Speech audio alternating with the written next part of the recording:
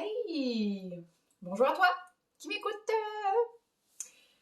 Alors, aujourd'hui, le sujet du jour, c'est que on peut pas être ailleurs que dans le moment présent. Peut-être que tu te dis, hein? Je comprends pas. Parce qu'on a tellement l'impression qu'on n'est pas dans le moment présent et qu'on se bat pour être dans le moment présent.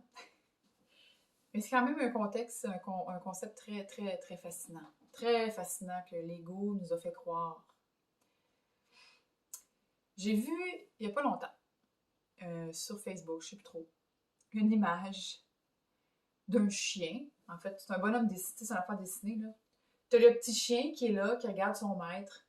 Puis t'as le maître qui est assis en forme de méditation. Puis là, tu vois qu'il y a comme une bulle. Puis là, ça dit « Je veux être dans le moment présent. Je médite pour être dans le moment présent. Je dois être dans le moment présent. » Comme dans sa bulle de pensée. Et là, il y a le chien à côté qui fait comme, qui est comme tout joyeux, qui le regarde, qui dit « Mais où d'autre tu peux être que dans le moment présent? » Puis quand j'ai vu cette image-là, je me suis dit « Ben, tabarnane, il a donc bien raison, le petit chien, là. » Parce que, je veux dire, mon corps n'est pas dans le passé ni dans le futur. Il ne peut que être à chaque instant, ici et maintenant. Il ne peut pas être ailleurs. La seule chose qui n'est pas ici et maintenant, c'est quoi? C'est l'ego. L'ego, le mental. Mais étant donné que je ne suis pas mon ego ni mon mental, je suis toujours dans le moment présent. Je suis constamment ici et maintenant. Mais je cherche le moment présent. Je médite dans le but d'être dans le moment présent. Mais je le suis déjà. Mais je me fais croire que je le suis pas. En fait, mon ego me fait croire que je suis pas dans le moment présent. Donc là, je cours après le moment présent, puis je cherche le moment présent. Fait que je suis tout sauf dans le moment présent parce que je pense que je suis pas dans le moment présent. Voyez-vous comment on se fait des nœuds au cerveau? Comment on se complique la vie pour rien? Fait que là, c'est bien beau, mais je fais comment pour être dans le moment présent? Ben, tu y vas une étape à la fois. Parce qu'encore une fois, ce qu'on veut, hein, c'est on a des objectifs. On veut atteindre la paix intérieure en méditant 2 minutes. Puis c'est pas comme ça que ça marche. En tout cas, peut-être que pour certains, oui, mais pour la plupart, non. Donc, pour retrouver cet espace, cette présence qui nous habite, qui a toujours été là, donc on s'est fait à croire qu'on n'était pas dans le présent, il y a différentes choses que je t'invite à faire. La première des choses, c'est d'arrêter de vivre ici. Donc, pour ceux qui sont dans le podcast, là, c'est entre le dessus de ta tête et ton menton. Donc, sortir de ton mental. Là, je fais ça comment? Déjà, juste de ressentir son corps. Pendant des années, j'ai vécu dans ma tête, dans le haut de mes épaules. Puis à un moment donné, je suis allée voir un ostéopathe qui est extraordinaire et qui me dit Vicky, on dirait que t'es pas connecté à ton corps pantoute, là. À partir de tes épaules, là, il n'y a rien qui se parle. Ah ouais. Ça serait peut-être bien que tu t'enracines. Ah, OK.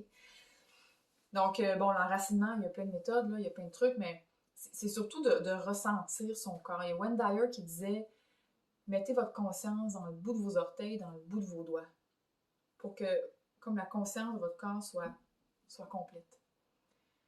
Il y a une belle méditation de Lise, comment elle s'appelle? Bordelot. Nicole Bordelot sur la conscience, comme ça. Je ne me souviens plus de son nom, je pourrais vous la retrouver, je vais la mettre en lien. Et elle ramène vraiment au corps, à se sentir présente dans son corps. Donc, de sortir de sa tête et être vraiment pleinement présente. Ça, c'est une première des choses. L'autre chose, c'est de s'observer. D'être en mode observation, comme si on était sur une scène, on joue notre rôle dans la vie du quotidien, mais que dans la salle, il y a un autre nous, notre soi, qui observe le personnage et qui vraiment l'observe sans jugement, sans vouloir changer quoi que ce soit, juste observe. Ah, c'est intéressant, je réagis encore par rapport à telle chose. Ah, c'est drôle, je me sens pas bien aujourd'hui. Ah, qu'est-ce qui fait que je me sens pas bien? Comment je me sens aujourd'hui? Donc vraiment de s'observer, réagir. En étant dans l'observation, on n'est pas dans le mental, parce que le mental, lui, excusez-moi, je regarde de côté parce que je veux m'assurer que j'ai assez de batterie. Excusez.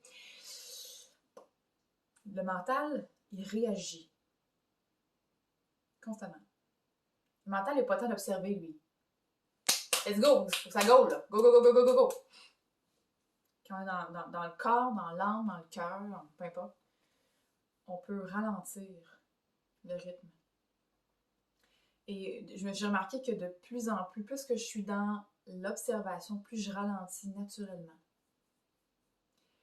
Et ce que ça m'a apporté aussi, c'est que une phrase que je me suis répétée, c'est « Fais ce que tu fais comme si tu n'avais rien d'autre à faire. » Et ça, là, c'est assez puissant. Je me lave les cheveux et je me répète ça, je me dis « Lave-toi les cheveux comme si tu n'avais rien d'autre à faire. »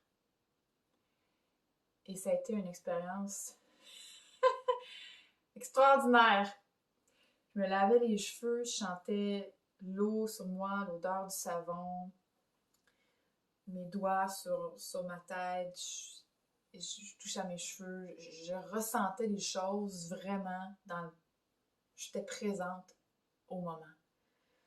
Fait qu'au lieu de penser « Ah, faut que je fasse ci, ah, ma journée, et de ne pas expérimenter, de prendre une douche, à quel point c'est extraordinaire, une douche d'eau chaude, se laver, se sentir propre, se sentir bien. Tous ces petits bonheurs-là du quotidien qu'on skip parce qu'on n'est pas là. On est à quelque part dans notre tête. Alors ça, c'est une autre façon.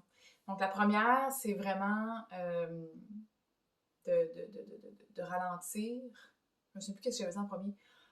Je me souviens plus. De s'observer. Ouais. S'observer de plus en plus dans l'observation. De se regarder agir.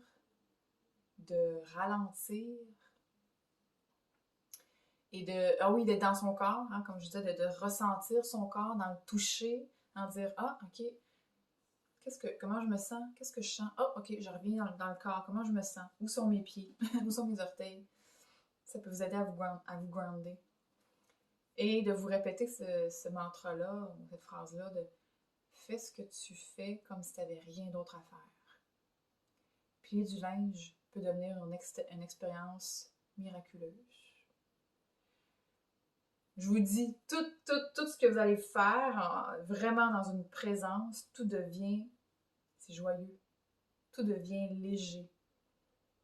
Et c'est fascinant parce que on dirait que le temps s'arrête complètement. Et donc, le moment présent devient vraiment, c'est tout ce qui existe, c'est la présence, c'est le présent, c'est l'être qui s'émerveille devant chaque seconde qui passe et qui n'est pas dans l'attente de quoi que ce soit et qui n'est pas dans le refus de quoi que ce soit, qui est complètement dans l'accueil et qui vit chaque instant comme si c'était la seule chose qu'il y avait à faire. Fait que c'est ça.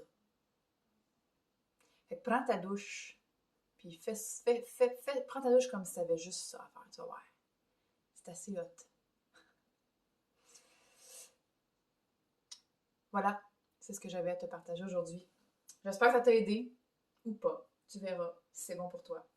Garde ce qui est bon, puis je te le reste. Là-dessus, je t'embrasse. On se revoit dans une autre vidéo. Bye bye!